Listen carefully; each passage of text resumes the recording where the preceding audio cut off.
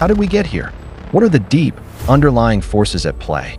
It feels like a story that's been unfolding for thousands of years, a narrative deeply etched into history and, surprisingly, rooted in some of the oldest stories in the Bible. Today, we're going to embark on an incredible journey back in time, to the very dawn of a prophecy that many believe continues to shape the destinies of nations, even in our modern world. We're talking about the prophecy given about a man named Ishmael, a figure often overlooked, but whose story is profoundly significant. This isn't just about ancient history, it's about understanding today and finding hope for tomorrow. So, grab a cup of tea, settle in, and let's unravel this ancient mystery together. Our story begins with a beloved figure known to many of us, Abraham, the patriarch of faith. God had made an incredible promise to Abraham that he would become the father of many nations, and that through him, all the families of the earth would be blessed. There was just one big challenge. Abraham and his wife, Sarah, were getting older, and they didn't have any children. No child, no nation. This was a source of deep distress and human impatience. Now, in those ancient times, it was customary, if a wife couldn't conceive, for her to give her maidservant to her husband, so that a child could be born through her. And that's exactly what happened. Sarah, in her desperation to help God fulfill his promise, gave her Egyptian maidservant, Hagar, to Abraham, and Hagar conceived. Suddenly, the dynamic in the household shifted. Hagar, now carrying Abraham's child, began to look down on Sarah, her mistress, and Sarah, feeling scorned and probably deeply hurt, dealt harshly with Hagar. This created immense tension, driving Hagar, pregnant and distressed, away from Abraham's camp into the harsh wilderness. Imagine her despair, alone and pregnant, facing the desolate unknown. It was in this moment of Hagar's deepest vulnerability, lost and without hope in the desert, that God intervened. An angel of the Lord found her by a spring of water and spoke to her, bringing both comfort and a profound, life-altering prophecy about the child she carried. The angel told her to return to Sarah and then revealed the destiny of her son. The angel said in Genesis 16 verses 11 to 12, "Behold, you are pregnant and shall bear a son.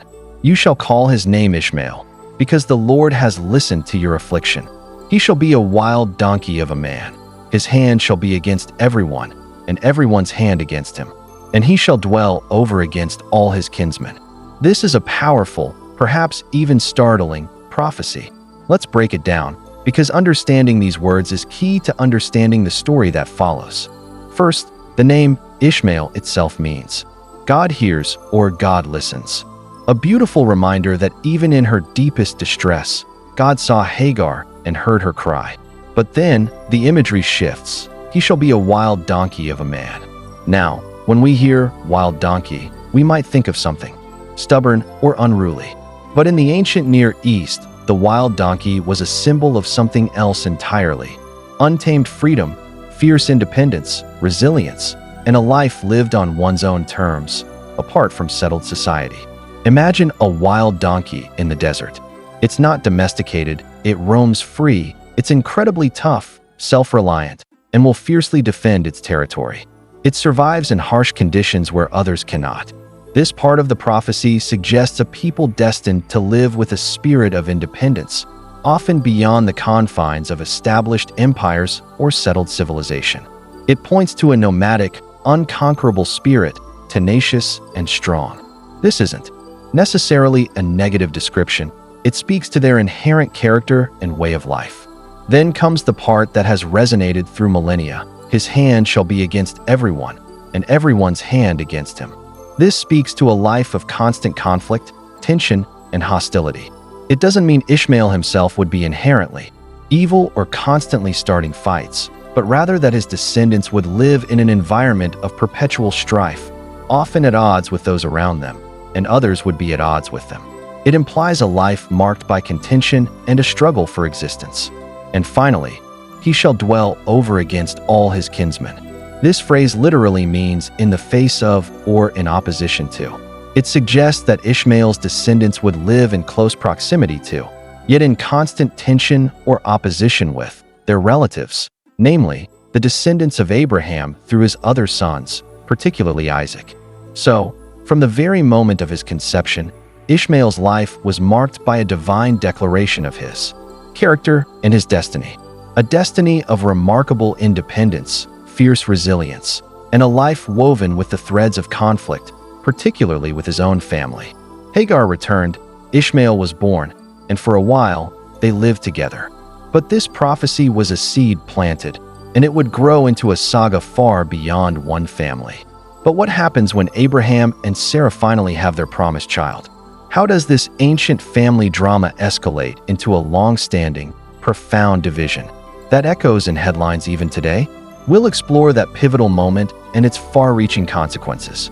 We delved into the profound prophecy given to Hagar about her son, Ishmael, a wild donkey of a man, fiercely independent, whose hand would be against everyone and everyone's hand against him.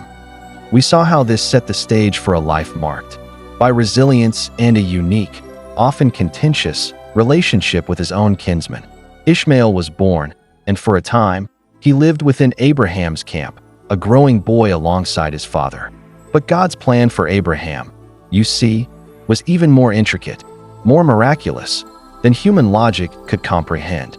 Despite Sarah's advanced age, despite all human impossibility, God was faithful to his original, unbelievable promise.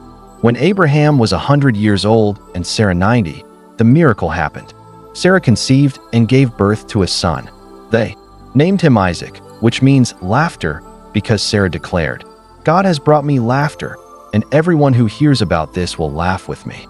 Can you imagine the joy, the overwhelming sense of God's faithfulness after years of waiting, years of doubt, years of human attempts to help God out? Isaac was not just another child. He was the child of promise, the son through whom God's specific covenant with Abraham would be established. Genesis 17 verse 19 says, God said, "Yes, but your wife Sarah will bear you a son, and you will call him Isaac. With him I will establish my covenant as an everlasting covenant for his descendants after him." This was monumental. It wasn't about who was born first, but about God's sovereign choice and his divine, specific lineage for the blessing that would eventually flow to all nations. Now, here's where the story takes a heart-wrenching turn, and the seeds of that initial prophecy about Ishmael truly begin to sprout into a lasting separation. When Isaac was weaned, a big celebration in those days, marking a child's transition beyond infancy, Sarah saw Ishmael, who was about 14 years old at this point, mocking Isaac. The Bible doesn't give us details about the mocking, but Sarah saw it as a threat, a challenge to Isaac's rightful place as the heir of the promise. Filled with a mother's fierce protectiveness, and perhaps remembering Hagar's earlier scorn, Sarah demanded of Abraham, "Get rid of that slave woman and her son, for that slave woman's son will never share in the inheritance with my son Isaac." Imagine Abraham's agony. This was his son, Ishmael, whom he loved. The Bible tells us, the matter distressed Abraham greatly because it concerned his son. He was caught between his beloved wife's demand and his affection for Ishmael. It was a terrible, impossible choice for a father. But then, God intervened again. And what God told Abraham to do was profound. He said in Genesis 21 verses 12 to 13, "Do not be distressed about the boy and your slave woman. Listen to whatever Sarah tells you, because it is through Isaac that your offspring will be reckoned. I will make the son of the slave woman into a nation. Also, because he is your offspring." Think about that for a moment. God himself commanded Abraham to send Hagar and Ishmael away. This wasn't Abraham being cruel on his own initiative. It was part of God's divine, if painful, separation plan for the covenant lineage. However, and this is crucial, God also reaffirmed his blessing on Ishmael. He wasn't forgotten, nor was he cursed. God promised to make a great nation out of him too, simply because he was Abraham's son. This highlights God's justice, his faithfulness, and his compassion, even amidst difficult decisions. So, with a heavy heart, Abraham rose early the next morning. He gave Hagar some bread and water, put it on her shoulders, and sent her away with Ishmael. Once again, Hagar and her son found themselves wandering in the wilderness of Beersheba, lost and desperate. Their water ran out, and Hagar, unable to watch her son die, laid him under a bush and went a distance away, weeping, believing it was the end. But God heard Ishmael's cry. An angel of God called to Hagar from heaven. "What is the matter, Hagar? Do not be afraid. God has heard the boy crying as he lies there. Lift the boy up and take him by the hand, for I will make him into a great nation." And then God opened Hagar's eyes, and she saw a well of water. They drank, were refreshed, and survived. God was indeed with Ishmael as he grew up. He became an expert archer and lived in the wilderness of Paran, and his mother found him a wife from Egypt. From Ishmael, we read in Genesis 25, came 12 sons, who became the tribal chiefs of their own nations, spreading across the land from Havilah to Shur, near Egypt. These are traditionally seen as the ancestors of various Arab tribes. On the other hand, through Isaac's son Jacob, whose name was changed to Israel, came the 12 tribes of Israel. So, from Abraham, a single father, came two distinct lines, both blessed by God, but with different covenantal destinies. One lineage, through Isaac, carried the specific promise of the land of Canaan and the line through which the Messiah would come. The other, through Ishmael, was promised to become a great nation, independent and fierce, dwelling in the face of, or in proximity to, yet often in opposition with, their kinsmen. This separation wasn't born of inherent malice, but of differing divine purposes and human choices. Over centuries, these two branches of Abraham's family grew, establishing their unique cultures, territories, and ways of life. Their proximity, combined with the ancient prophecy, laid the groundwork for complex interactions. The Bible doesn't detail every conflict between Ishmael's and Isaac's descendants, but the prophecy hints at a persistent reality. These were not just separate peoples. They often found themselves in contention. How did this ancient familial split, this distinction of destinies, eventually escalate from tribal interactions to the major geopolitical challenges and conflicts that dominate our headlines today? What role do these ancient narratives truly play in our modern world? How do these ancient stories, these millennia-old prophecies, continue to resonate in our modern world? What insight do they offer into the complex, often heartbreaking conflicts that fill our news feeds, especially concerning the Middle East? And most importantly, where is the hope for peace in a story that seems to predict unending strife? Now, it's crucial to approach this next part with sensitivity and understanding. We are not saying that every single conflict in the Middle East, or indeed the world, is directly and solely caused by this prophecy. Global events are incredibly complex, driven by many factors: politics, economics, resources, historical grievances, and human choices. However, what the Ishmael prophecy offers us is a powerful lens through which to understand a persistent, deep-seated pattern of tension and hostility between peoples who are, in essence, kinsmen. It highlights a spiritual reality that often underlies the visible conflicts. The most obvious reflection of Ishmael's prophecy is the ongoing tension and conflict between the descendants of Isaac, the Jewish people, and various descendants of Ishmael, many Arab peoples. Think about the Israeli-Palestinian conflict, for example. At its core, it's a dispute between two peoples, both tracing their lineage back to Abraham, both claiming a deep connection to the same land, yet caught in a cycle of hand against everyone. This isn't to assign blame, but to acknowledge the biblical narrative's profound insight into the enduring nature of this particular tension. It's a reflection of ancient family dynamics playing out on a geopolitical stage. But the prophecy's impact isn't limited to just that core conflict. The video analysis also pointed to sectarian divisions within the wider Middle East, like those between Sunni and Shia Muslims, and various civil wars that continue to plague the region. While these conflicts have complex political and religious origins rooted in Islamic history that came much later, the ancient prophecy of Ishmael's hand against everyone can be seen as a broader, almost metaphorical, description of a region marked by persistent internal strife and external pressures. It reflects a difficult spiritual reality that has impacted the descendants of Ishmael, just as the prophecy foretold. It's a land and a people fiercely independent, yet often at odds, internally and externally. Now, before anyone gets the wrong idea, it is absolutely essential to remember a profoundly important truth. Ishmael was not cursed. He was blessed by God. Go back to Genesis 17 verse 20, where God is speaking directly to Abraham about Ishmael. God says, "And as for Ishmael, I have heard you. I will surely bless him. I will make him fruitful and will greatly increase his numbers. He will be the father of 12 rulers, and I will make him into a great nation." And again, when Hagar and Ishmael were in the wilderness, God promised to make a great nation of him. This is a powerful counter-narrative. God heard Hagar, God protected Ishmael, and God blessed him with fruitfulness and a great future.